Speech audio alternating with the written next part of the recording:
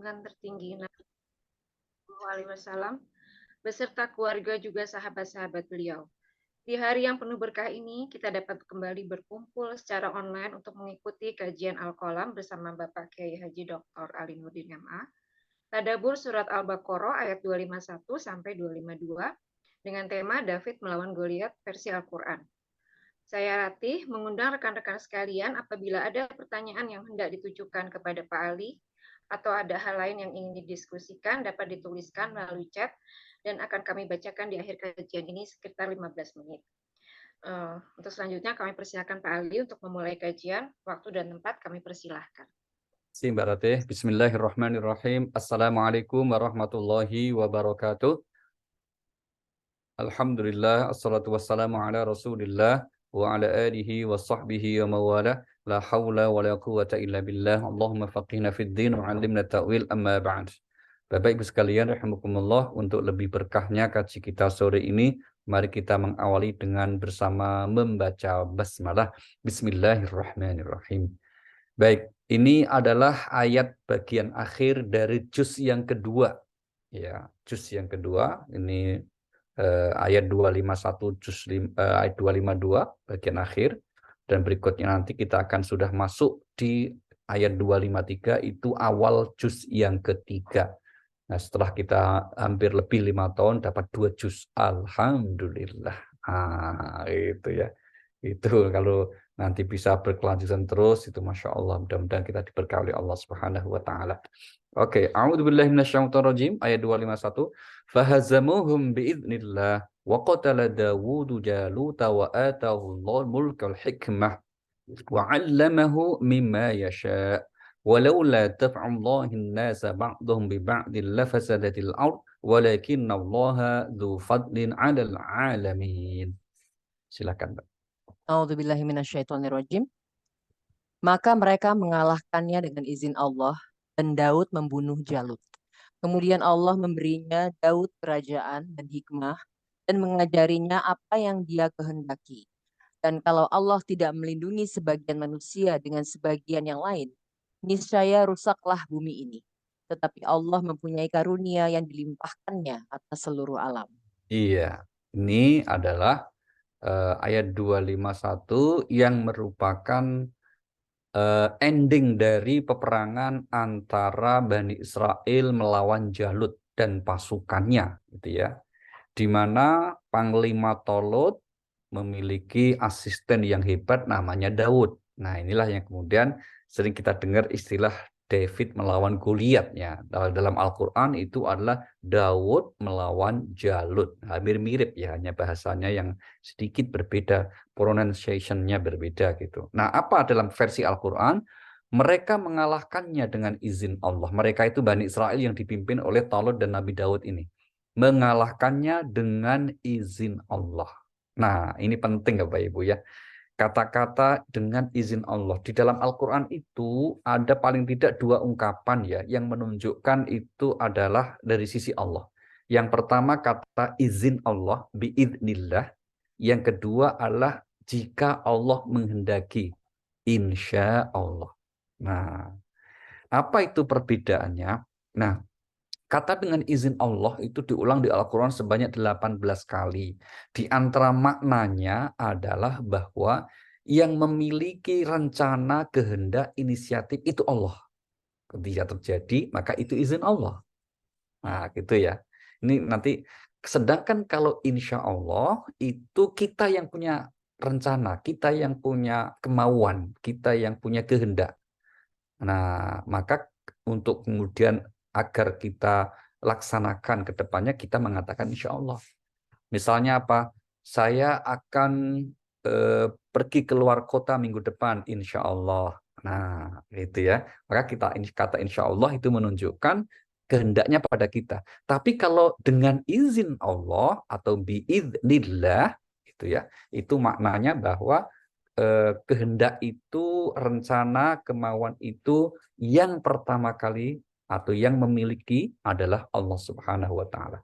Mari kita ambil contoh lain yang menggunakan redaksi biidznillah. Ini contoh saja ya, karena ada 18 ayat yang menyebut kata ini. Tentu ini tidak kita semua baca. Misalnya di surah nomor 5 Al-Maidah ayat 110. Wa idh qala Isa ibn Maryam ya bani Israil inni rasulullah ilaikum musaddiqan lima bain, dan seterusnya. Surah yang kelima Al-Maidah pada ayat yang ke-110. Idh qala Allah ya Isa ibn Maryam adhkur ni'mati 'alaika wa 'ala walidatik idh ayyatuka bi ruhil qudusi tukallimun nasa fil mahdi wa kahla, dan seterusnya. A'udzubillahi minasyaitonirrajim. Dan ingatlah ketika Allah berfirman, "Wahai Isa putra Maryam, ingatlah nikmatku kepadamu dan kepada ibumu sewaktu aku menguatkanmu dengan Ruhul Kudus. Engkau dapat berbicara dengan manusia pada waktu masih dalam buayan dan setelah dewasa. Dan ingatlah ketika aku mengajarkan menulis kepadamu, juga hikmah, Taurat, dan Injil. Dan ingatlah ketika engkau membentuk dari tanah berupa burung dengan seizinku. Kemudian engkau meniupnya, lalu menjadi seekor burung yang sebenarnya dengan seizinku. Dan ingatlah ketika engkau menyembuhkan orang yang buta sejak lahir dan orang yang berpenyakit kusta dengan seizinku. Dan ingatlah ketika engkau mengeluarkan orang mati dari kubur menjadi hidup dengan seizinku. Dan ingatlah ketika aku menghalangi Bani Israel dari keinginan mereka membunuhmu, dikala engkau mengemukakan kepada mereka keterangan-keterangan yang nyata. Lalu orang-orang kafir di antara mereka berkata, ini tidak lain hanyalah sihir yang nyata. Iya, terima kasih Mbak. Ini panjang ya. Mudah-mudahan tadi udah makan siang. Oke, itu ya. Ampun Pak, Alhamdulillah. Ya, alhamdulillah. Perhatikan redaksi kata-kata seizinku, seizinku, biidni, biidni, biidni. Karena apa? Karena ayat ini merangkum tidak kurang dari 10 mukjizat Nabi Isa alaihissalam. Dari sejak beliau masih bayi bisa bicara, ini mukjizat. Kemudian bisa bikin burung dari tanah ditiup terbang, mukjizat. Menyembuhkan orang sakit, menghidupkan orang mati, dan seterusnya. Itu semua adalah beberapa contoh mukjizat Nabi Isa alaihissalam, dan semuanya dikatakan biizni, biizni, biizni. Berarti apa? Pemberian mukjizat itu atas inisiatif Allah, bukan dari Nabi Isa yang mau. Nah, gitu ya.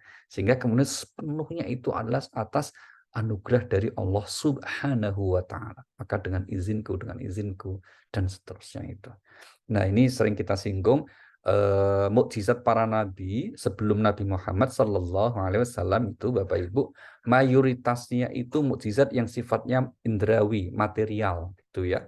Sedangkan mukjizat kita Nabi kita Muhammad Sallallahu Alaihi Wasallam ada juga yang materi indrial, tapi yang paling pokok, paling agung adalah Al-Quranul Karim. Inilah mukjizat Nabi kita Muhammad SAW, yang tidak hanya menjadi mukjizat ketika Nabi masih hidup, tapi menjadi mukjizat sepanjang masa. Dan alhamdulillah kita dianugerahi itu, Bapak Ibu. Alhamdulillah kita dianugerahi hati yang terbuka untuk kemudian mau selalu belajar Al-Quran. Mau mentadabburi ayat-ayat Al-Quran. Ini anugerah yang luar biasa.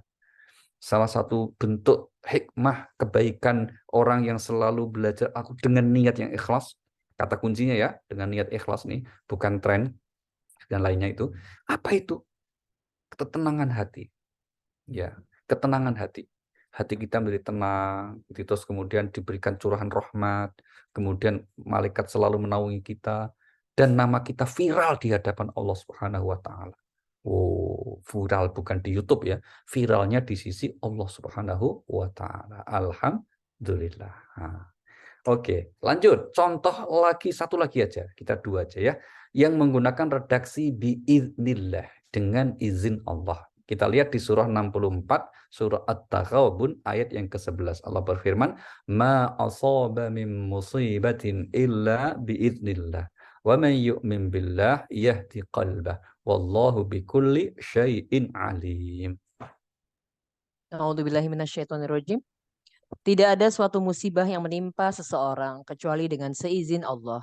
Dan barang siapa beriman kepada Allah, niscaya Allah akan memberi petunjuk kepada hatinya, dan Allah Maha mengetahui segala sesuatu. Iya, tidak ada satupun musibah yang terjadi kecuali atas izin Allah. Nah, berarti apa? Musibah itu bukan karena misalnya orang itu dibenci Tuhan, enggak. Pokoknya musibah terjadi karena izin Allah. Ya boleh jadi karena kesalahan manusia, boleh jadi karena memang Allah ingin mengangkat derajat seseorang, boleh jadi Allah ingin memberi pelajaran, boleh jadi Allah ingin menggugurkan dosa-dosa. Itu di antara sekian tujuan musibah. Tapi yang pasti tidak ada satupun musibah kecuali atas izin Allah. Begitu ya. Maka karena itu yang menjadi fokus kita, karena itu yang menjadi titik tekan kita, sehingga kita selalu berhusnuzon ya, berprasangka baik kepada Allah Subhanahu wa taala. Oke. Kemudian ada juga ungkapan insya Allah. Ungkapan apa? Insya Allah.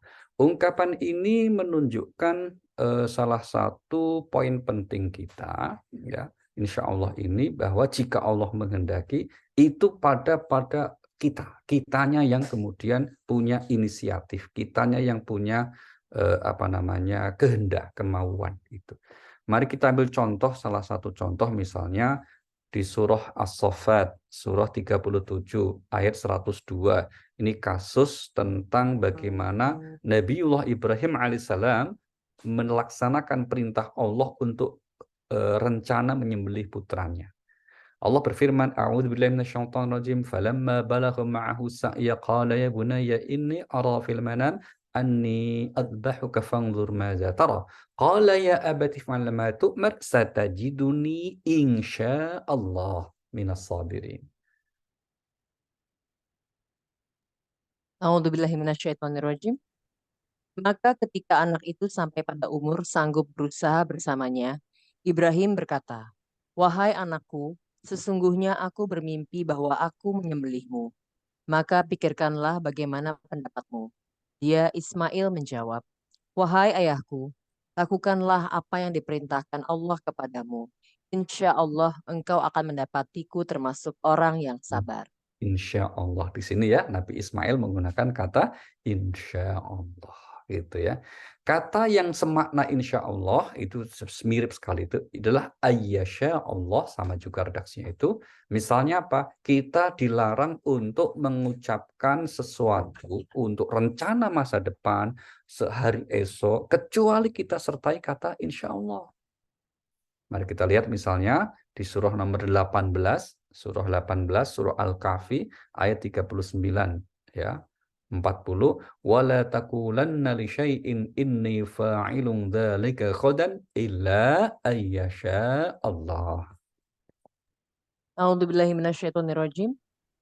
Dan mengapa ketika engkau memasuki kebunmu tidak mengucapkan Masya Allah la quwata illa billah. Sungguh atas kehendak Allah semua ini terwujud. Tidak ada kekuatan kecuali dengan pertolongan Allah, sekalipun engkau anggap harta dan keturunanku lebih sedikit daripadamu.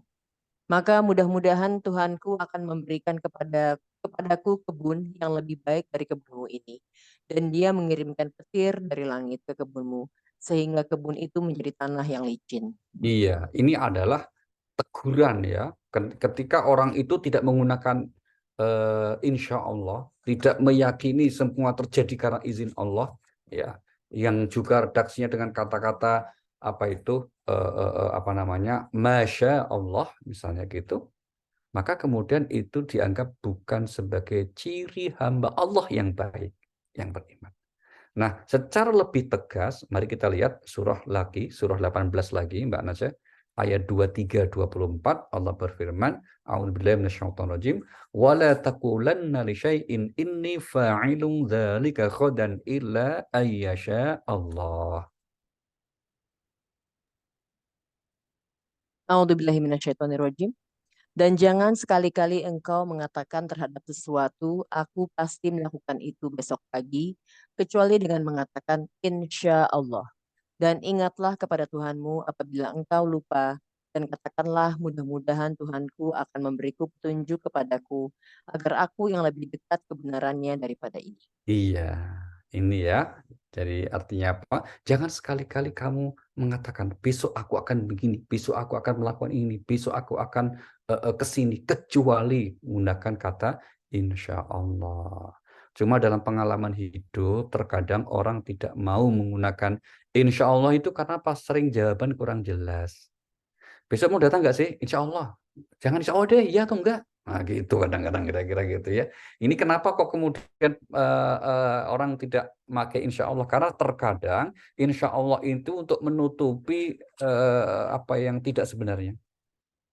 Gitu. Nah, itu yang kemudian akhirnya orang enggan menggunakan rada. Padahal sebenarnya menurut etika dalam beragama ya harus begitu. Ya, harus begitu. Harus apa? Insya Allah. Baik.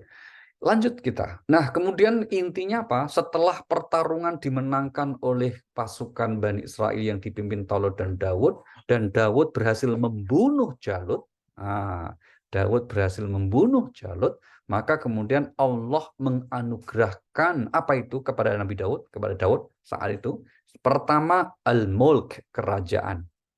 Ya. Yang kedua apa? Al-hikmah. Hikmah ini kenabian. Yang ketiga Pak, allamahu mimma yasha, ilmu, yaitu mengajarkan pengetahuan kepada Daud itu. Nah, untuk kerajaan mari kita lihat surah nomor 38. Surah 38, surah Shad ayat 26. Allah berfirman, "Ya Dawudu inna ja'alnaka khalifatan fil ard fahkum bainan nasi bil haqq." A'udzubillahi minasyaitonirrajim. Allah berfirman, "Wahai Daud, sesungguhnya engkau kami jadikan khalifah penguasa di bumi. Maka berilah keputusan perkara di antara manusia dengan adil, dan janganlah engkau mengikuti hawa nafsu, karena akan menyesatkan engkau dari jalan Allah. Sungguh orang-orang yang sesat dari jalan Allah akan mendapat azab yang berat karena mereka melupakan hari perhitungan." Iya, itu ya. Sungguh kami menjadikan engkau seorang khalifah. Nah, ada sedikit perbedaan Bapak Ibu ya. Ketika Allah menjadikan khalifah itu Adam, itu Allah tidak menggunakan kata kami, tapi sungguh aku. Coba lihat ayatnya, Mbak. Surah nomor 2 ayat 30. Wa idh qala rabbuka lil malaikati inni ja'ilun fil ardi khalifah. A'udzubillahi minasyaitonirrajim. Dan ingatlah ketika Tuhanmu berfirman kepada para malaikat, "Aku hendak menjadikan khalifah di bumi." Mereka berkata, "Apakah engkau hendak menjadikan orang yang merusak dan merumpahkan darah di sana, sedangkan kami bertasbih memujimu dan menyucikan namamu?" Dia berfirman, "Sungguh, aku mengetahui apa yang tidak kamu ketahui." Iya, apa perbedaannya Bapak Ibu?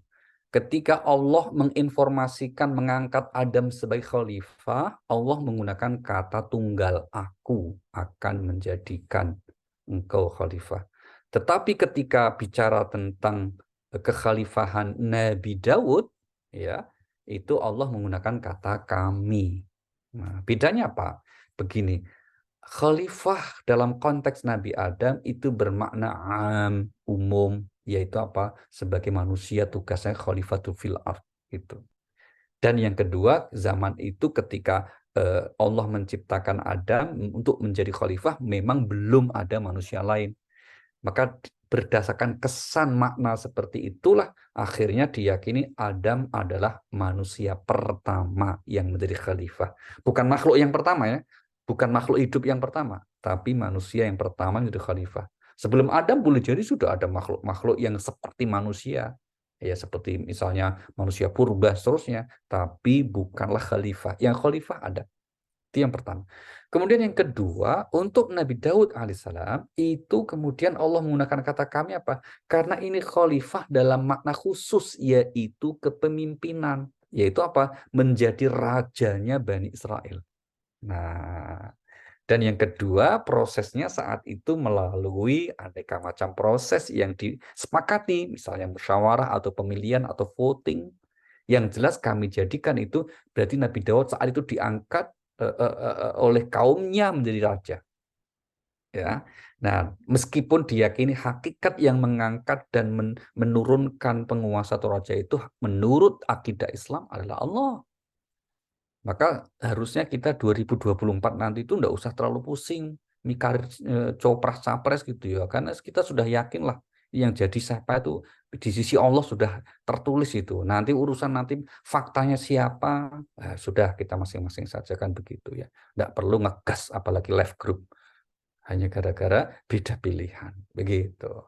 Mari kita lihat surah 3 ayat 26. Allah berfirman, A'udzubillahi minasyaitonirrajim, Qulillahumma malikal mulki tu'til mulka man tasya wa tanzi'ul mulka mimman tasya wa tu'izzu man tasya wa tudhillu man tasya biyadikal khair innaka 'ala kulli syai'in qadir.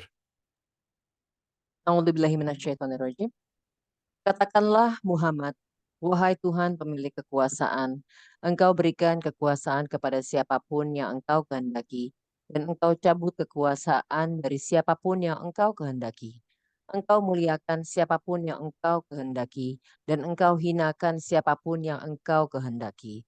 Di tangan Engkaulah segala kebajikan. Sungguh Engkau Maha Kuasa atas segala Ya, sesuatu. makasih. Ya, ini anugerah pertama yaitu diberikan kerajaan alias Nabi Daud menjadi raja pertama Bani Israel. Itulah mengapa bangsa Israel sekarang itu negaranya itu adalah bintang Daud karena ingin mengulang kembali kejayaan zaman Nabi Daud. Gitu ya, zaman di mana Bani Israel mengalami kemajuan yang hebat karena berhasil mengalahkan Goliat, begitu ya. Kemudian anugerah kedua adalah kenabian. Di samping seorang raja, Nabi itu juga Daud itu juga dianugerahi oleh Allah sebagai seorang nabi.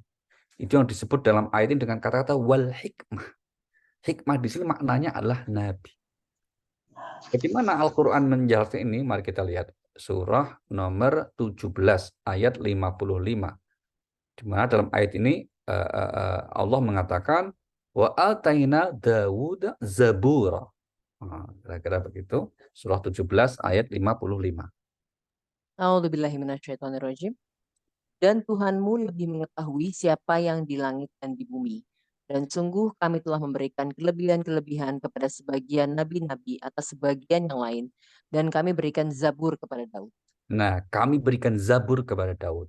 Nah, karena diberi kitab Zabur itulah, maka otomatis beliau menjadi seorang nabi. Karena kitab suci itu sebagai salah satu bukti kebenaran ajaran yang dibawanya. Nabi Musa dengan Tauratnya, Nabi Isa dengan Injilnya, dan Daud dengan Zaburnya. Cuma kemudian apakah kitab Zabur itu sekarang masih ada? Wallahu a'lam. Yang diyakini pengikutnya masih ada hanya Taurat ya dan Injil. Begitu ya. Oke. Nah, kemudian juga di ayat ini setelah berhasil mengalahkan Goliat atau Jalut, Daud dianugerahi apa? Ilmu. Dianugerahi, ini yang paling sering disebut di Al-Quran. Dianugerahi pemahaman. Mari kita lihat surah nomor 21, surah 21 ya, surah Al-Anbiya ayat 78. Walaqad ataina Dawud wa Sulaimana ilma. Itu surah nomor 21 ayat 78. A'udzubillahi minasyaitonirrajim. Dan ingatlah kisah Daud dan Sulaiman. Ketika keduanya memberikan keputusan mengenai ladang, karena ladang itu dirusak oleh kambing-kambing kaumnya. Dan kami menyaksikan keputusan yang diberikan oleh mereka itu. Lanjut Mbak, ayat sampai 80-nya, pendek-pendek itu. 79 ya Pak ya? Ya, 9. Maka kami memberikan pengertian kepada Sulaiman tentang hukum yang lebih tepat. Dan kepada masing-masing kami berikan hikmah dan ilmu. Dan kami tundukkan gunung-gunung dan burung-burung, semua bertasbih bersama Daud. Iya. Dan kamilah yang melakukannya. Satu lagi, 80. Dan kami ajarkan pula kepada Daud cara membuat baju besi untukmu, guna melindungi kamu dalam peperanganmu. Apakah kamu bersyukur kepada Allah? Iya, ini ya anugerah yang diberikan Allah kepada Nabiullah Daud alaihissalam dan juga kepada putranya nanti Sulaiman. Nabi Sulaiman itu putra Daud yang juga menjadi seorang raja, juga seorang nabi, ya, juga diberi anugerah ilmu yang luar biasa. Di antara keistimewaan Nabi Sulaiman itu apa? Bisa bicara dengan burung atau binatang, jin, anak buahnya, begitu. Maka sering kita sampaikan, itu yang namanya kerajaan Nabi Sulaiman yang sekarang sedang terobsesi cari oleh bangsa Israel itu. Karena apa? Istana kerajaannya itu bukan hanya istananya ya, semua infrastruktur kerajaan Nabi Sulaiman itu yang membangun kontraktornya bangsa jin. Wow, dahsyat sekali teknologi bangsa jin itu. Manusia kalah ribuan tahun, manusia ini kan Sekarang aja udah luar biasa manusia ya, dengan teknologi, kemajuan teknologi informatika seperti sekarang ini, media sosial seterusnya, jin lebih canggih lagi. Dan itu sudah mengerjakan proyek-proyek di zaman Nabi Sulaiman. Cuma tidak ada penjelasannya apakah proyek itu melalui tender atau tidak. Nah, nggak ada penjelasannya ya. Tapi yang pasti itu anugerah dari Allah Subhanahu wa Ta'ala. Oke. Kemudian yang ketiga dari ayat ini juga alasannya ini. Allah berikan alasan bersifat umum. Kenapa Jalut terbunuh atau Jalut dikalahkan oleh Daud? Padahal pasukannya ya sedikit. Nabi Daud sendiri waktu itu masih sangat kecil dibandingkan Jalut. Makanya David melawan Goliat itu kan kalau dalam versi Alkitab yang sering kita lihat di film-film itu kan perbandingan anak kecil lawan orang gede gitu kan. David lawan Goliat itu gitu kan, misalnya petinju yang satu perawakannya kecil, ini gede, itu kan David lawan Goliat gitu. Nah, salah satu pertimbangan dari Allah Subhanahu wa Ta'ala disebutkan dalam ayat ini adalah ini dalam konteks hukum keseimbangan. Nah, hukum keseimbangan. Allah mengatakan sekiranya Allah tidak melindungi sebagian manusia dengan sebagian yang lain, rusaklah bumi ini. Maka kalau ada orang, ada tokoh, ada satu masyarakat, ada satu komunitas bangsa yang perbuatannya sudah melampaui batas, pasti akan dibinasakan oleh Allah. Itu hukumnya. Kenapa? Kita ada yang disebut sunatullah, itu hukum keseimbangan, hukum keadilan. Dan itu berulang-ulang disebut di Al-Quran. Mari kita lihat surah nomor 22.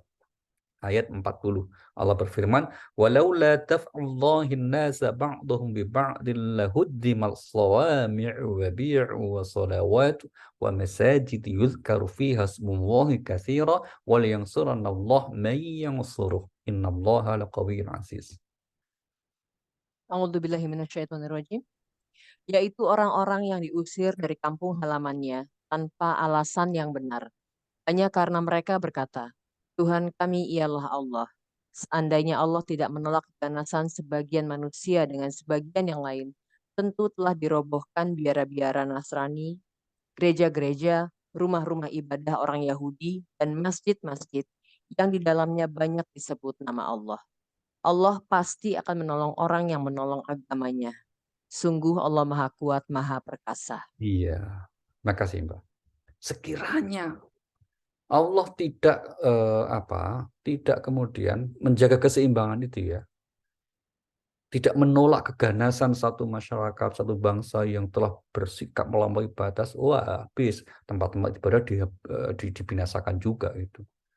Maka kemudian kalau ada bangsa yang sikap melampaui batas, nah salah satu bangsa yang diabadikan di Al-Quran bersikap melampaui batas itu bangsa mana? Bangsa Israel. Maka bangsa Israel ini juga diprediksi atau sudah ada nubuatnya dalam Al-Quran, mereka pasti akan hancur. Nah, mana ayatnya? Kita lihat ya. Surah nomor 17 ayat 7. Ini prediksi Al-Quran bagaimana endingnya bangsa Israel. In ahsantum li anfusikum wa in asatum falaha. Fa idza jaa wa'dul akhirati liyasu'u wujuhakum wa liyadkhul masjida kama dakhaluhu awwala marati wa litabbiru ma 'alau tatsbira. Bismillahirrahmanirrahim. Jika kamu berbuat baik, berarti kamu berbuat baik untuk dirimu sendiri. Dan jika kamu berbuat jahat, maka kerugian kejahatan itu untuk dirimu sendiri. Apabila datang saat hukuman kejahatan yang kedua, kami bangkitkan musuhmu untuk menyuramkan wajahmu, lalu mereka masuk ke dalam Masjidil Aqsa. Sebagaimana ketika mereka memasukinya pertama kali dan mereka membinasakan apa saja yang mereka kuasai. Iya, itu ya kira-kira ini ayat ini kemudian menunjukkan berlakunya hukum keseimbangan dalam kehidupan semesta ini khususnya untuk Bani Israel. Pada akhirnya mereka akan dibinasakan oleh Allah Subhanahu wa Ta'ala sebagaimana kedzaliman yang telah mereka lakukan di atas bumi ini dimanapun mereka tinggal, dimanapun mereka berada. Ini sekali lagi apa? Hukum keseimbangan. Hukum keadilan. Yaitu apa? Yang berbuat salah akan menerima akibatnya. Yang berbuat baik akan mendapat ganjarannya. Nah, itu hukum keseimbangan seperti itu. Maka dengan berlakunya hukum seperti itu, maka semesta ini terjaga keberlanjutannya. Nah, prinsipnya adalah orang yang kemudian berbuat baik, ya berarti dia berbuat baik terhadap diri sendiri. Alasan lain, Allah selalu mengatakan nggak mungkin Allah itu zalim sama manusia, tapi manusia yang zalim terhadap dirinya sendiri. Mari kita lihat surah 41 ayat 46. Allah berfirman di ayat ini, man amila salihan fali nafsihi wa man asa'a fa'alaiha wa ma rabbuka bidzallamil lil 'abid. Auzubillahiminasyaitonirrajim. Barang siapa mengerjakan kebajikan, maka pahalanya untuk dirinya sendiri. Dan barang siapa berbuat jahat, maka dosanya menjadi tanggungan dirinya sendiri. Dan Tuhanmu sama sekali tidak menzolimi hamba-hambanya. Iya, itu ya. Yang berbuat jahat, berbuat baik, masing-masing akan menanggung resiko akibatnya. Hidup pilihan, tergantung kita. Ya, hidup ini pilihan. Maka orang milih mana? Mau milih jahat, ya udah, dia akan merasakan akibat sendiri. Yang milih baik, maka kebaikan itu untuk dirinya sendiri. Nah, sama-sama pada akhirnya kita itu akan menuju ke arah, mohon maaf, kerusakan, penuaan, tambah terus umur. Tentu orang yang sehat akalnya akan menggunakan hidupnya, umurnya untuk melakukan kebaikan. Ya, untuk melakukan amal soleh. Karena apa? Sama-sama rusak. Hidup ini dipakai taat, ya akhirnya begitu berlalu umur kita, ya dipakai untuk maksiat, ya sama gitu. Terus mencair, ibarat kata mencair es itu, mencair terus. Umur kita terus menuju pada titik di mana kita akan kembali kepada Allah Subhanahu wa taala. Inna lillahi wa inna ilaihi raji'un, gitu ya. Nah, termasuk hukum keseimbangan itu bukan dalam konteks sosial saja, Pak, termasuk di alam semesta.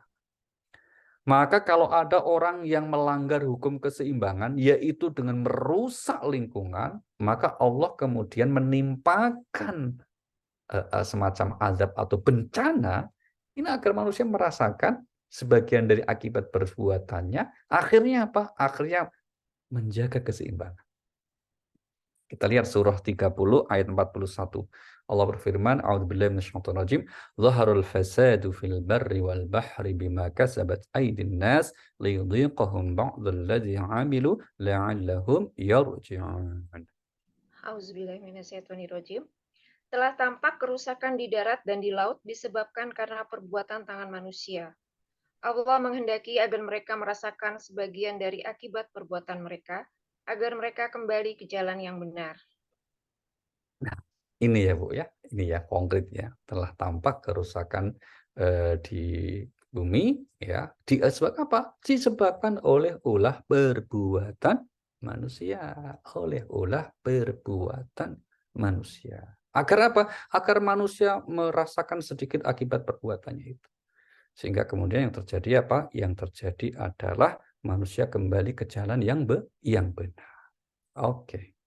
Baik, itu yang penutup ayatnya. Kemudian Allah mengatakan bahwa hukum keseimbangan itu adalah salah satu bentuk karunia dari Allah untuk semesta, untuk seluruh alam. Walakinnallaha dzu fadlin 'alal 'alamin, karunia dari Allah untuk seluruh alam. Di antaranya apa? Ya di antara tadi untuk menjaga keseimbangan supaya keberlangsungan kehidupan terus berlanjut.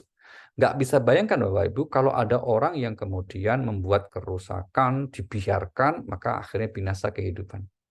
Ada orang yang membunuh manusia terus ada hidup terus, misalnya gitu ya, habis manusia akhirnya. Karena yang berkuat, yang berkuasa itu kan hukum rimba seperti itu. Tapi enggak, kalau sudah melampaui batas, pasti Allah akan mengirim orang yang kemudian membinasakan orang jahat tersebut. Na'udzubillahi min dzalik gitu.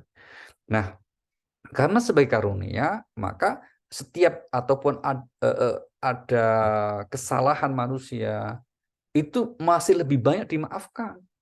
Ya, sebaliknya begitu.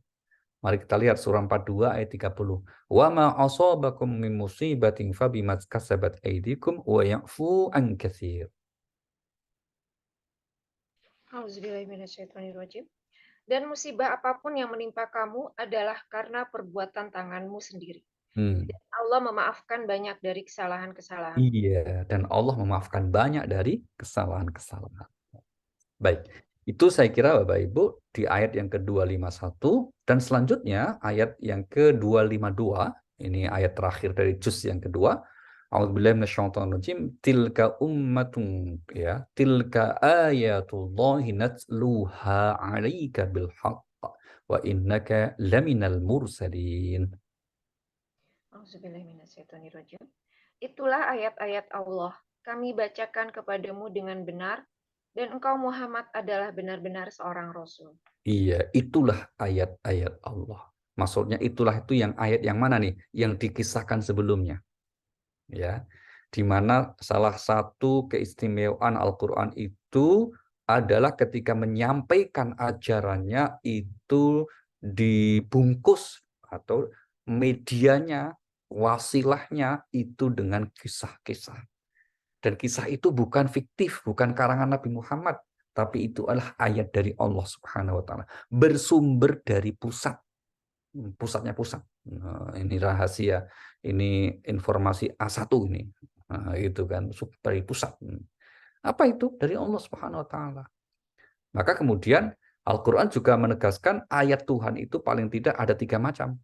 Mari kita lihat ya. Surah nomor 41 ayat 53. Allah berfirman, A'udzubillahi minasyaitonirrajim, sanurihim ayatina fil afaqi wa fi anfusihim hatta yatabayyana lahum annahu al-haq. Awalam yakfi bi rabbika annahu ala kulli syai'in syahid. Auzubillahiminasyaitonirrajim. Kami akan memperlihatkan kepada mereka tanda-tanda kebesaran kami di segenap penjuru dan pada diri mereka sendiri. Sehingga jelaslah bagi mereka bahwa Al-Quran itu adalah benar.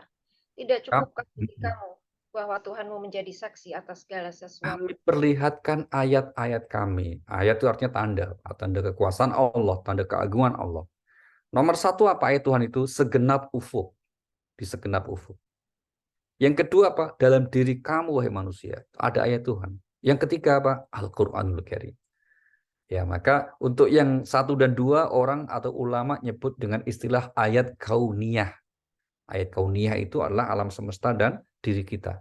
Sedangkan Al-Quran disebut sebagai ayat lafziyah. Karena ada teksnya.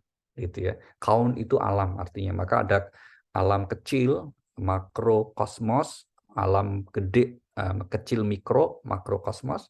Itu ayat Tuhan semuanya.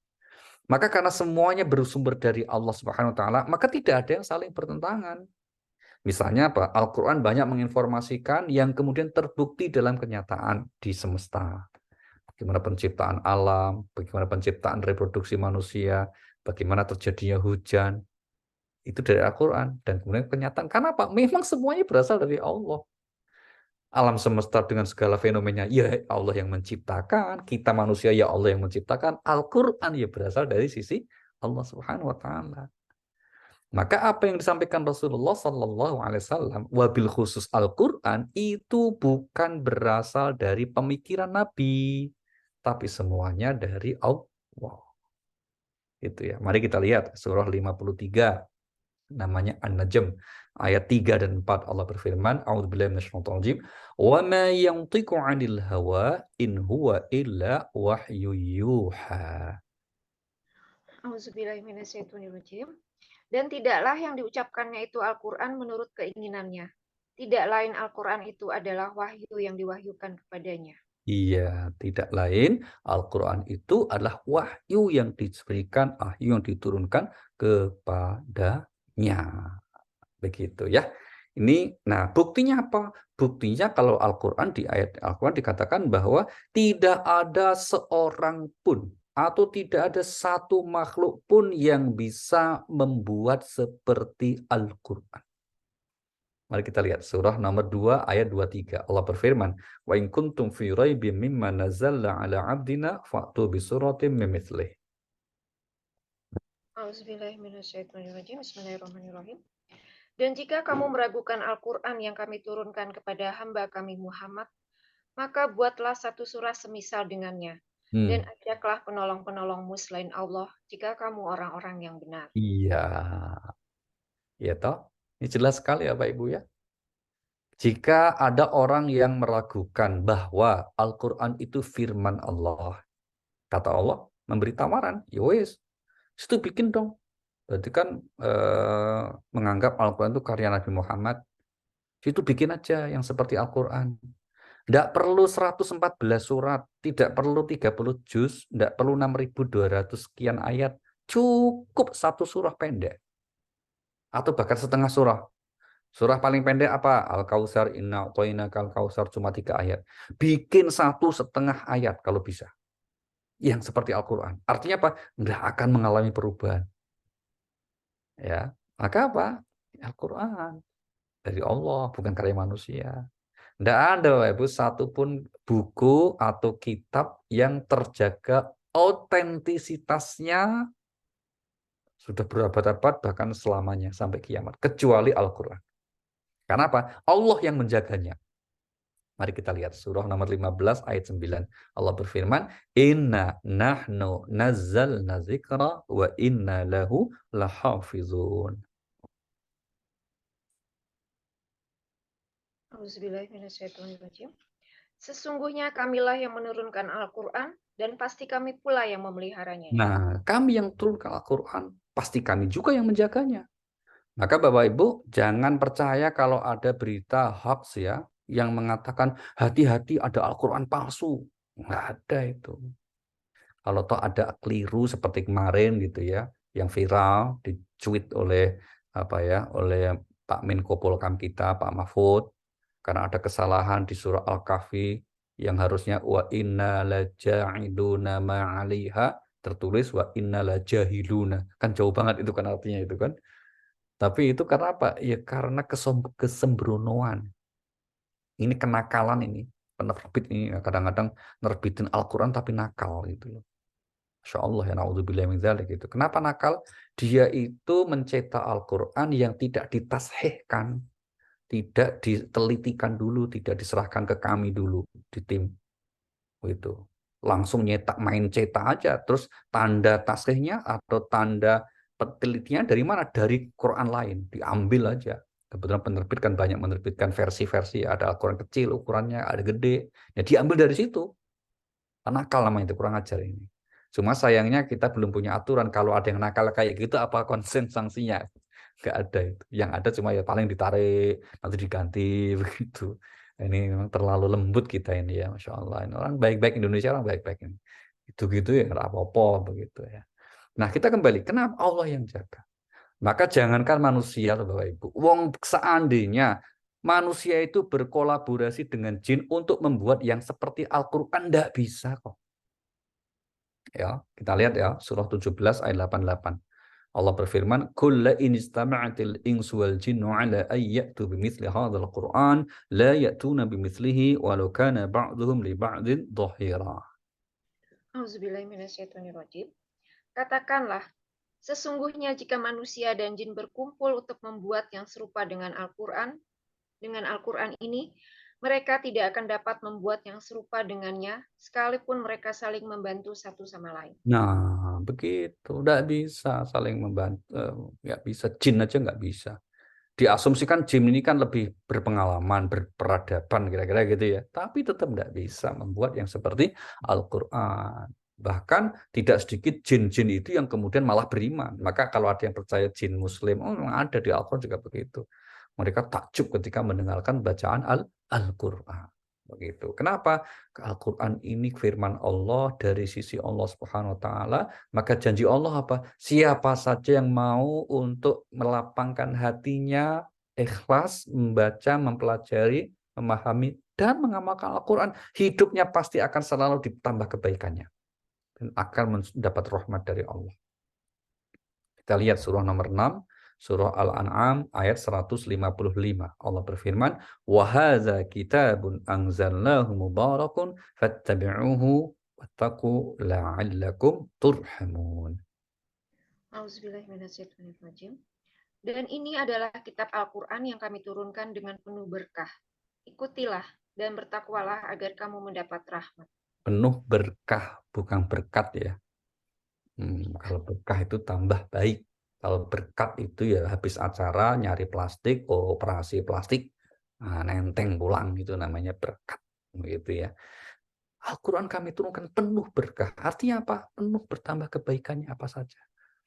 Maka Bapak Ibu sekalian yakinlah ya, kalau kita selalu melapangkan hati untuk berkhidmah kepada Al-Quran sesuai kapasitas kita masing-masing, ya, untuk memuliakan Al-Quran, termasuk membantu orang-orang yang belajar Al-Quran, misalnya hanya mengajari Bismillahirrahmanirrahim, atau kemudian kita dorong bagaimana membantu guru yang mengajar aku, itu hidupnya akan berkah. Ini janji Allah begitu. Ya, janji Allah seperti itu. Apalagi kalau kemudian kita baca-baca bagaimana Rasulullah Shallallahu Alaihi Wasallam yang mendorong aku, masya Allah, luar biasa sekali. Dan kita bersyukur ya, karena Bapak Ibu sekalian sudah dianugerahi itu. Buktinya apa? Buktinya hadir selalu di majelis Al-Quran, ya, untuk kita mentadabburi ayat-ayat Al-Quran. Alhamdulillah. Baik, ayat ini kemudian dikatakan bahwa ayat-ayat Allah itu kami turunkan, kami bacakan kepadamu wahai Nabi bil haqq, dengan benar. Artinya apa? Terhindar dari apa yang disebut kesalahan. Ini dari Allah secara benar, berarti apa? Tidak ada satupun sisipan, tidak ada satupun ayat yang kemudian lonong. Bagi itu bukan dari Allah, kan mungkin. Maka ketika awal-awal kenabian Bapak Ibu, itu kenapa Nabi melarang ya untuk menulis hadis Nabi dalam satu lembar Al-Quran? Karena takut kecampur. Nah, termasuk kalau 25% ayat Al-Quran itu isinya kisah-kisah itu bukanlah fiktif, melainkan nyata, fakta, pernah terjadi di masa lampau. Hanya saja ada yang sudah diketahui sejarah jejaknya, ada yang belum diketahui secara pasti.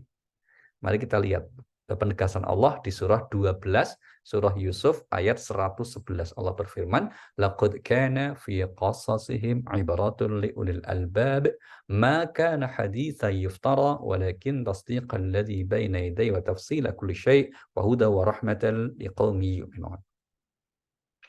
Auzubillahiminasyaitonirrajim. Pada kisah-kisah mereka itu terdapat pengajaran bagi orang yang mempunyai akal. Al-Quran itu bukanlah cerita yang dibuat-buat, tetapi membenarkan kitab-kitab yang sebelumnya, menjelaskan segala sesuatu, dan sebagai petunjuk dan rahmat bagi orang-orang yang beriman. Iya, Al-Quran ini kisahnya bukanlah satu yang dibuat-buat, tapi melainkan satu kebenaran, satu yang hak dari sisi Allah Subhanahu wa Ta'ala. Jadi bukan fiktif, Bapak Ibu ya. Baik, penutup ayat ini Allah menegaskan, sungguh engkau wahai Nabi Muhammad laminal mursalin. Ya, apa itu maksudnya? Engkau benar-benar seorang rasul, atau engkau Muhammad adalah bagian dari utusan Allah Subhanahu wa Ta'ala. Artinya bahwa Nabi kita itu adalah Rasul yang Allah utus kepada masyarakat tertentu pada mulanya, tapi faktanya, kenyataan ataupun tugas utamanya untuk seluruh manusia. Tapi ada kesamaan memang dengan Rasul sebelumnya, yaitu apa? Satu, sama-sama menerima wahyu. Maka itu Rasul kan begitu. Kita lihat ya surah nomor 46 ayat 9. Allah berfirman, "Qul ma kuntu bid'an minar rusuli wa ma adri ma yuf'alu bi wala bikum in attabi'u illa ma yuha ilayhi." Auzubillahiminasyaitonirrajim. Katakanlah Muhammad, aku bukanlah Rasul yang pertama di antara Rasul-Rasul, dan aku tidak tahu apa yang akan diperbuat terhadapku dan terhadapmu. Aku hanyalah mengikuti apa yang diwahyukan kepadaku, dan aku hanyalah pemberi peringatan yang menjelaskan. Iya, aku hanyalah mengikuti apa yang diwahyukan. Nabi mengatakan begitu, Bapak Ibu. Jadi Nabi menyampaikan bukan karena pemikirannya. Kalau seandainya itu pemikiran sendiri, itu Nabi juga sampaikan, ini pemikiranku ya, bukan wahyu. Contohnya apa? Dalam sebuah peperangan, Rasulullah Shallallahu Alaihi Wasallam itu kemudian punya ide. Kita akan perang melawan musuh ya. Menurut saya kita akan menghadapi dalam kota. Itu pendapat Nabi begitu. Seorang sahabat nanya, ya Rasulullah, itu pendapat Anda atau wahyu? Ini pendapat saya. Maka sahabat usul, kalau itu pendapat Anda, saya punya usul lain. Apa itu? Sebaiknya tidak di dalam kota, tapi musuh kita cegat di luar kota, yang di situ ada sumber airnya yang dekat. Dan di mana kita sudah tahu medan, mereka tidak tahu medan. Nabi langsung setuju, oh, bagus, bagus, saya setuju itu. Nah gitu. Kadang Nabi itu ya musyawarah dalam urusan gitu ya. Kenapa? Memang itu pendapat Nabi. Gitu. Dalam arti murni asli ra'yu Rasulullah, pendapat Nabi. Tapi kalau kemudian itu wahyu, tentu ya sami'na wa ata'na. Kami dengar dan kami taatinya. Bahwa Nabi ada kesamaannya dengan Nabi yang lain dalam hal apa? Sama-sama karena diutus kepada jenis makhluk manusia atau bangsa manusia, maka nabinya ya manusia. Nah, gitu ya.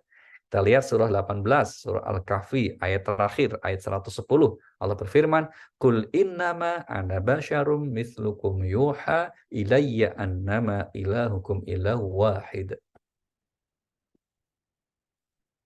Auzubillahiminasyaitonirrajim.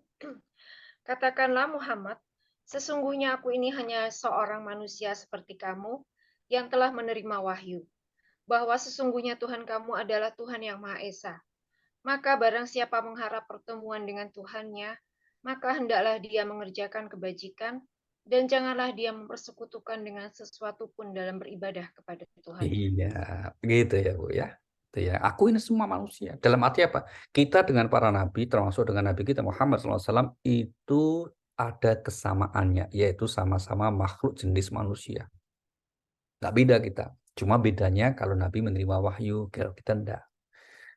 Ya, kita kalau ada ngaku menerima wahyu itu namanya gendeng. Ya, ada ngaku misalnya aku dapat wahyu, terus ngaku Nabi, itu namanya BODOH.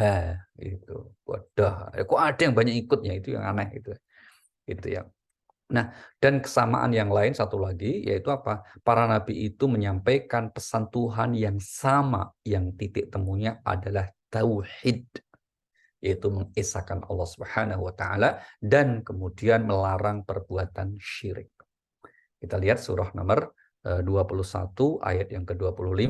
Allah berfirman, A'udzubillahi minasyaitonirrajim, "Wa ma arsalna min qablika min rasul la nuhi ilaihi annahu la ilaha illa ana fa'budun." Auzubillahiminasyaitonirrajim. Dan kami tidak mengutus seorang rasul pun sebelum engkau Muhammad, melainkan kami wahyukan kepadanya bahwa tidak ada Tuhan yang berhak disembah selain aku, maka sembahlah aku. Iya, itu ya poin utamanya ya. Bahwa apa? Sungguhnya semua nabi termasuk Nabi Muhammad, nabi-nabi sebelumnya semuanya menyampaikan pesan yang sama, yaitu la ilaha illallah. Dan Bapak Ibu sekalian, kita semua bersyukur kok kita ditakdirkan Allah menjadi orang yang la ilaha illallah. Hidayah itu mahal sekali. Hidayah itu mahal sekali. Kita tidak tahu alasannya kenapa kok si fulan tidak dapat, kenapa kok si B dapat. Hanya Allah yang Maha mengetahui. Dan kita bersyukur saja, tidak usah bertanya lebih jauh. Karena kita tidak pada tempatnya untuk menanyakan ketetapan Allah Subhanahu wa Ta'ala. Yang penting kita bersyukur, kita dianugerahi oleh Allah menjadi hambanya yang beriman, hamba yang bertauhid. Jujur saja meskipun itu semua kita raih karena kebetulan kita diturunkan atau memiliki orang tua yang muslim. Itu ya. Maka kita syukur. Tapi kalau seandainya Allah mau kita ditakdirkan keturunan bukan orang tua yang muslim kan, entah jadi apa gitu. Nah itu juga rahasianya apa? Hanya Allah yang mengetahui. Yang penting apa? Sekarang kita syukuri. Semoga kita istiqomah sampai ajal menjemput. Sehingga kita dapat menghadap Allah dengan keadaan husnul khotimah. Itulah pesan Allah yang utama. Di surah nomor 3 Ali Imran ayat 102. Allah berfirman, "Ya ayyuhalladzina amanu taqullaha haqqa tuqatih wa la tamutunna illa wa antum muslimun." Auzubillahiminasyaitonirrajim. Wahai orang-orang yang beriman, bertakwalah kepada Allah sebenar-benar takwa kepadanya, dan janganlah kamu mati kecuali dalam keadaan muslim. Iya, jangan kamu mati kecuali dalam keadaan muslim. Jangan kamu mati kecuali dalam keadaan muslim. Semoga Allah Subhanahu wa taala mencurahkan, melimpahkan kepada kita Bapak Ibu satu kekuatan untuk istiqomah ya, untuk meraih ridha Allah Subhanahu wa taala. Oke, sudah selesai dan insya Allah kita lanjutkan di ayat berikutnya di surat Al-Baqarah. Dan selanjutnya seperti biasa, kali ini Mbak Najwa akan memandu kita. Mungkin akan ada disampaikan jamaah, kami persilahkan. Silakan Mbak Najwa. Baik, Pak Ali, terima kasih banyak. Bapak Ibu sekalian, saya mewakili Mbak Rima sore hari ini Monggo apabila ada yang ingin disampaikan ke Pak Ali, bisa disampaikan lewat chat. Kami tunggu sore hari ini. Pak Ali, sebelum ada beberapa pertanyaan yang masuk, saya pengen tanya Pak terkait surat 3826 Pak. Itu ada penyebutan janganlah kau ikuti hawa nafsu ya Pak ya. Hmm.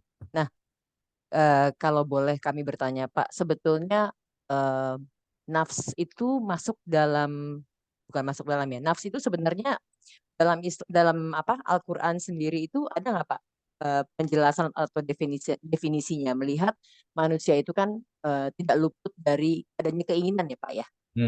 Apakah setiap keinginan itu adalah nafs gitu Pak? Oke, baik. Terima Maka kasih Pak. saya baca ayatnya lagi ya, Mbak ya.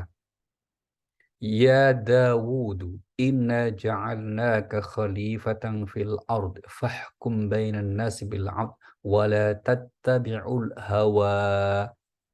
Di sini pakai hawa, Mbak, katanya. Jangan engkau mengikuti hawa nafsu. Kenapa kok dijelaskan begitu, kok kita ulang bahasa Arabnya? Karena gini, nanti ada redaksi sendiri yang dipakai Al-Quran dengan kata nafas.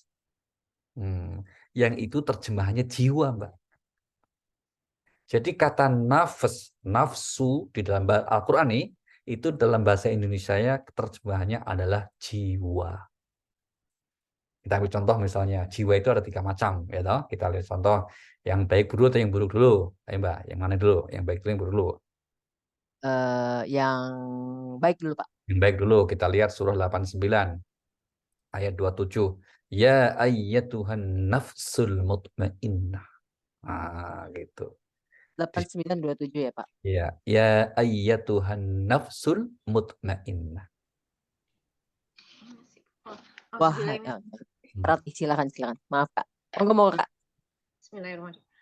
Wahai jiwa yang tenang, kembalilah kepada Tuhanmu dengan hati yang ridho dan diridhoinya. Oh, di sini nafsul mutmainnah diterjemahkan wahai jiwa yang tenang. Bukan hawa nafsu yang tenang, tapi jiwa. Nah, gitu ya. Kemudian yang buruk misalnya, surah 12 ayat 53. Allah berfirman, "Wa ma ubarri'u nafsi, innan nafsa la'ammaratun bisu' illa ma rahima rabbi." Dan aku tidak menyatakan diriku bebas dari kesalahan, karena sesungguhnya nafsu itu selalu mendorong kepada kejahatan, kecuali nafsu yang diberi rahmat oleh Tuhanku. Sesungguhnya Tuhanku Maha Pengampun, Maha Penyayang. Di sini nafas juga diterjemahkan dari nafsu. Padahal maksudnya itu bukan nafsu sebetulnya.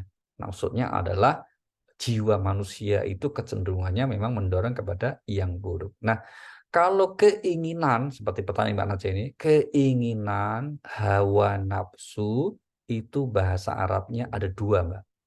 Yang pertama tadi, kalau itu berkaitan keinginan yang berkaitan dengan imaterial itu yang nggak kelihatan, Mbak, imaterial, itu maka disebut dengan istilah hawa.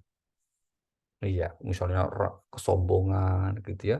Terus kemudian misalnya perasaan merasa lebih kedudukan ya Pak ya. Kedudukan. Itu adalah hawa. Mari kita lihat ayatnya. Surah nomor 45 ayat 23. Afara'aita man ittakhadha ilahahu hawa. Surahnya nomor 45 Al-Jathiyah ayat yang ke-23. Auzubillahiminasyaitonirrajim. Maka pernahkah kamu melihat orang yang menjadikan hawa nafsunya sebagai Tuhannya, dan Allah membiarkannya sesat dengan pengetahuannya? Nah, sudah Mbak. Sampai situ. Poinnya di situ ya. Di situ kata hawa nafsu memang dalam teks Arabnya hawa. Afaraita man ittakhadha ilahahu hawa. Nah, pertanyaannya, apakah keinginan itu kemudian memang itu termasuk nafsu? Nah, iya. Tapi itu keinginan yang memang dari sisi biologis lahiriah saja. Dan itu dalam bahasa Al-Quran namanya syahwat.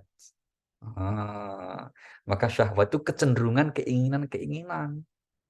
Syahwat manusia tuh ya pengen makan, minum, terus seneng syahwat dengan lawan jenis, atau pengen harta benda, itu namanya syahwat. Lihat ayatnya ya, surah 3 ayat 14. Zuyyina linnasi hubbus syahawati minan nisa wal banin wal qanatir lil muqantarati minadz zahab wal fiddah dan seterusnya. Auzubillahiminasyaitonirrajim.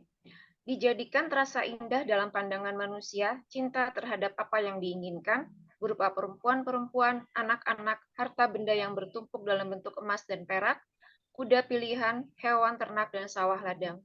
Itulah kesenangan hidup di dunia, dan di sisi Allah lah tempat kembali yang baik. Itu ya, itu keinginan-keinginan. Itu bahasa Al-Qur'annya apa? Syahwat, syahwat ya. Kira-kira begitu. Oke, lanjut, Baik, Mbak. terima kasih Pak Ali. Jelas sekali dijelaskan sore hari ini. Yang berikut ada pertanyaan dari Ibu Ita, Pak Ali. Assalamualaikum Pak Ali. Saya ingin bertanya perihal hukum keseimbangan. Nah, ini pertanyaannya adalah apakah yang namanya azab itu pasti berlaku Pak di dunia ini? Oke, baik. Terima kasih. Mari kita lihat ayatnya, surah nomor 32 ayat 21. Surah 32 ayat 21 Allah berfirman, "Walanudhiqannahum minal 'adzabil adna dunal 'adzabil akbar la'allahum yarji'un." Auzubillahiminasyaitonirrajim. Dan pasti kami timpakan kepada mereka sebagian siksa yang dekat di dunia sebelum azab yang lebih besar di akhirat, agar mereka kembali ke jalan yang benar. Iya, kami timpakan sebagian azab di dunia, yang dekat tuh azab di dunia, sebelum azab di akhirat. Contohnya Fir'aun ditenggelamkan tuh azab dunia. Sebelum kelak nanti di akhirat. Demikian juga kaum Nabi Lut yang LGBT dihujani batu itu azab dunia. Sebelum nanti dihukum di azab di akhirat.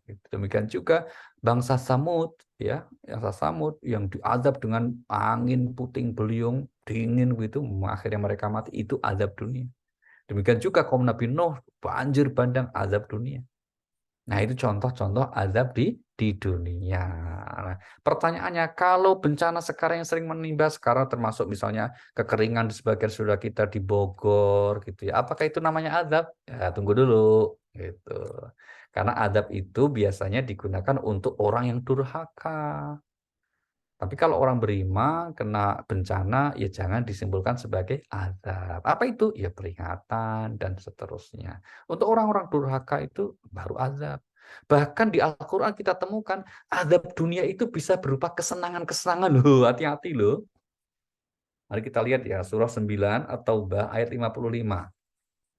Allah berfirman di ayat ini, "Fala tu'jibka amwaluhum wala auladuhum, innama yuridullahu liyu'adzibahum biha fil hayatid dunya." Auzubillahiminasyaitonirrajim. Bismillahirrahmanirrahim. Maka janganlah harta dan anak-anak mereka membuatmu kagum. Sesungguhnya maksud Allah dengan itu adalah untuk menyiksa mereka dalam kehidupan dunia dan kelak akan mati dalam keadaan kafir. Iya, sesungguhnya dengan memberikan aneka macam kenikmatan, kesuksesan, harta benda, keturunan yang hebat-hebat itu, mereka akhirnya ternyata malah durhaka, nggak bersyukur. Itu sebenarnya adalah siksa dunia, azab di dunia. Kalau redaksinya dikatakan liyu'adzibahum biha fil hayatid dunia. Allah bermaksud mengazab mereka di kehidupan dunia. Nah, azab dunia itu apa? Kalau wong sugih kok azab? Sugih kan kesenangan biasanya kan. Nah, di antaranya para ulama memberikan contoh azab dunia melalui kekayaan itu apa? Gak bahagia juga. Justru kekayaannya sumber masalah. Dan itu sudah banyak contoh. Kekayaannya sumber persoalan, sumber problem. Saudara saling bunuh, ya saudara saling bertempur, berperang di pengadilan. Orang lain yang tidak ngerti mungkin geleng-geleng, ya Allah, itu kan kakak adik. Gitu. Waktu kecil kan saling nolong, saling bantu. Kenapa ketika dewasa kok begitu? Gitu kan? Itu contoh. Seandainya menang pun pasti nggak bahagia. Menang kok berhasil menang, misalnya menang di pengadilan ya mengalahkan saudaranya atau adik atau kakaknya. Enggak, apanya yang bahagia itu? Nah, itu contoh harta kehidupan dunia itu menjadi azab bagi sebagian orang, khususnya yang durhaka. Oke, lanjut. Baik, ada pertanyaan. Kak Rati yang membaca atau gimana nih Kak? Itu ada pertanyaan dari Pak itu Ismail, ada satu aja. Pak Ismail. Oh ya, sekalian aja ya Kak ya. Baik, dari Pak Ismail Akbar, Pak Ali. Maaf Pak Ustadz teringat hal ini. Ada dai yang mencontohkan bila kita tidak serius dengan pernyataan kita dengan insya Allah, yaitu pernyataan Nabi Musa alaihissalam kepada Khidir sampai 3 kali. Itu betul nggak Pak demikian? Iya, iya, betul, Pak. Artinya gini, pernyataan Nabi Musa ketika beliau itu belajar dengan Nabi Khidir, ya, kan itu kan Nabi. Mari kita contoh ya, kita baca ayat saja, Mbak. Surah 18 ya, surah Al-Kahfi di ayat yang ke-39. Maaf, pada ayat yang ke-60, bukan 9, 60. Ayat 60 itu berkaitan dengan kisah Nabi Musa dan Nabi Khidir dalam belajarnya. Silakan. Alhamdulillah. Ya udah. Ya, silakan Cok. Jadi Nanti soalnya wajahnya nggak kelihatan kok ya. A'udzubillahiminasyaitonirrajim. Dan ingatlah ketika Musa berkata kepada pembantunya, aku tidak akan berhenti berjalan sebelum sampai ke pertemuan dua laut, atau aku akan berjalan terus sampai bertahun-tahun. Terus? Lanjut Pak. Ya. Ya. Maka ketika mereka sampai ke pertemuan dua laut itu, mereka lupa ikannya. Lalu ikan itu melompat mengambil jalannya ke laut itu. Berikutnya. Lanjut 62 ya Pak. Ya. Maka ketika mereka telah melewati tempat itu, Musa berkata kepada pembantunya, bawalah kemari makanan kita. Sungguh kita telah merasa letih karena perjalanan kita ini. Oke. Ya. Oke, coba. Langsung Baik. kemudian di ayat yang ke-69. 69. Dia Musa berkata, insya Allah akan engkau dapati aku orang yang sabar, dan aku tidak akan menentangmu dalam urusan apapun. Iya, itu ya. Jadi tadi proses awalnya begitu, bagaimana Nabi Musa bersusah payah mencari orang yang diyakini bisa mengajarkan ilmu, tapi ketika guru itu ketemu, yaitu Khidir, ternyata Khidir punya syarat, kamu syaratnya kalau pengen belajar sama gue harus sabar. Maka Musa katakan, oke, saya siap. Insya Allah saya akan termasuk orang yang sabar. Itu. Tapi ternyata janji tinggal janji, gitu ya. Beliau tidak sabar juga pada akhirnya gitu. Nah, itu artinya apa? Artinya bahwa insya Allah tadi memang juga ada dalam kasus di mana Nabi Musa alaihissalam mengucapkan itu untuk belajar kepada Nabi Khidir. Oke, lanjut aja. Pak, maaf Pak. Saya izin Cok. Nah, itu yang Nabi Khidir tuh kayak bisa melihat masa depan gitu ya Pak ya, kayak sekarang paranormal gitu. Apa memang begitu ya Pak? Oke, nah ini pertanyaan bagus nih. Apakah Nabi Khidir itu seperti apa namanya paranormal gitu ya? Kita lihat surah nomor 18 ayat 65. Fawajada abdan min ibadina atainahu rahmatan min indina wa 'allamnahu min ladunna ilma.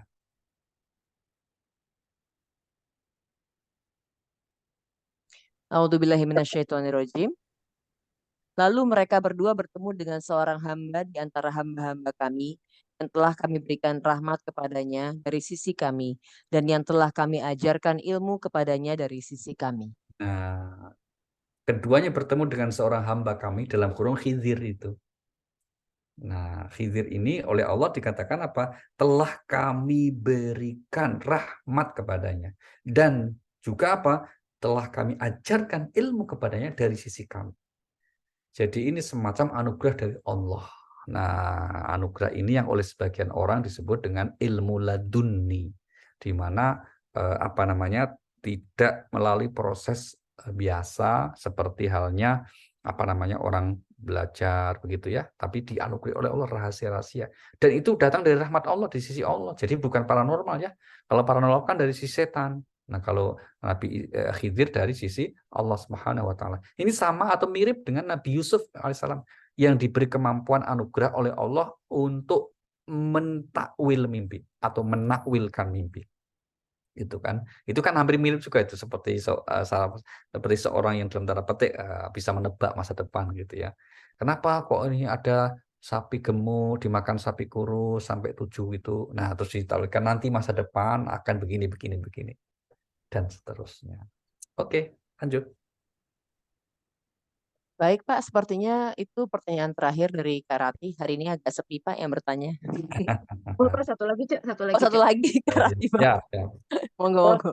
enggak. Yang David Daud itu kan membunuh Goliat itu waktu dia masih muda ya, Pak. Pakai Betul. ketepel gitu bukan sih, Pak? Iya, pakai ketepel gitu ya, Pak ya. Kalau di ayat tadi nggak disebutkan pakai apa, Mbak. Tapi dikatakan tadi ada kisah-kisah itu, isu Israiliyat ya. Riwayat-riwayatnya begitu. Tapi kalau di dalam ayat tadi hanya dikatakan wa qatala Dawudu Jaluta. Artinya apa? Dan Daud berhasil membunuh Jalut. Ya, lu. Apakah kemudian pakai ketapel atau pakai batu yang gede ditimpuk gitu atau pakai jurus silat gitu, wallahu a'lam gitu ya. Nggak disebutkan. Yang pokoknya yang penting berhasil membunuh Jalut. Nah, pakai apa wallahu alam. Tapi kalau kisah-kisah memang Daud itu masih digambarkan masih sangat muda ya, bahkan kecil begitu. Tapi saya kira mungkin ini agak berlebihan karena sumbernya bukan dari Al-Qur'an itu. Kisah yang tentang Daud masih usia kecil itu melainkan dari kisah-kisah Israiliyat yang ada di dalam Alkitab. Yang kebenarannya wallahu alam. Iya, Oke. iya. Oke, Jadi Bapak Ibu, demikian. ibarat kayak ini ya, Pak ya. Apa yang benar pasti menang gitu ya, Pak. Iya, betul. Itu spiritnya begitu. Pada akhirnya, meskipun kadang-kadang yang benar kalah juga gitu kan. Apalagi kalau di pengadilan kan kadang-kadang yang benar belum tentu menang malah gitu kan. Oke, terima kasih Bapak Ibu sekalian. Mari kita membaca doa seperti biasa karena ini majelis yang sangat makbul dan mulia ya. Kita mohon kepada Allah, mungkin ada kerabat yang sakit semoga Allah sembuhkan, yang punya kesulitan Allah mudahkan, yang punya hajat yang baik Allah kabulkan. Al-Fatihah. A'udzu billahi minasyaitonir rajim. Bismillahirrahmanirrahim. Alhamdulillahirabbil alamin arrahmanir rahim maliki yaumiddin. Iyyaka na'budu wa iyyaka nasta'in ihdinas siratal mustaqim siratal ladzina an'amta 'alaihim ghairil maghdubi 'alaihim waladdallin. Amin amin ya rabbal alamin. Terima kasih dan mohon maaf. Silakan berarti untuk ditutup dari kami sekian. Wassalamualaikum warahmatullahi wabarakatuh. Silakan Cak yang tutup, Cak. Waalaikumsalam. Terima kasih Pak Ali. Subhanakallahumma wa bihamdika asyhadu an la ilaha illa anta astaghfiruka wa atubu ilaik. Terima kasih banyak Pak Ali atas ilmunya yang sangat bermanfaat untuk kami. Dan kajian yang akan datang insya Allah akan kami informasikan untuk waktu dan tanggalnya. Tentunya masih melanjutkan mentadabburi surah Al-Baqarah ayat berikutnya. Terima kasih banyak atas perhatian dan waktunya Bapak Ibu sekalian. Mohon maaf apabila ada kekurangan atau hal-hal yang kurang berkenan dari kami. Semoga kita semua senantiasa dalam rahmat dan keberkahan juga ridha Allah Subhanahu wa taala.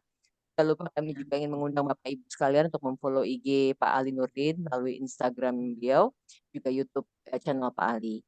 Saya Nadia Laras, Rima Wirasakti, Diana Muhdi, dan juga Rati undur diri. Wassalamualaikum warahmatullahi wabarakatuh. Terima kasih. Warahmatullahi wabarakatuh. Terima Terima kasih. Terima Mohon kasih maaf. Pak Ali. Mohon maaf lahir kasih. batin, Bapak Terima kasih, Ibu. Cak. Boleh Terima kasih ya. Assalamualaikum.